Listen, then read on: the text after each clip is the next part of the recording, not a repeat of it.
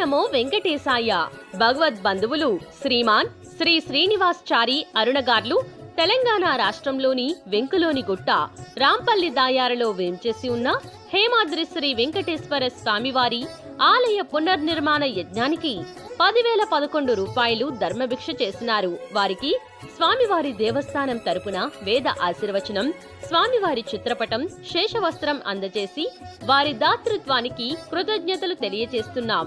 సదా స్వామివారి సేవలో కందాడి హనుమంతరెడ్డి గారు, చైర్మన్ మరియు ట్రస్ట్ బోర్డు సభ్యులు, హేమాద్రి శ్రీ వెంకటేశ్వర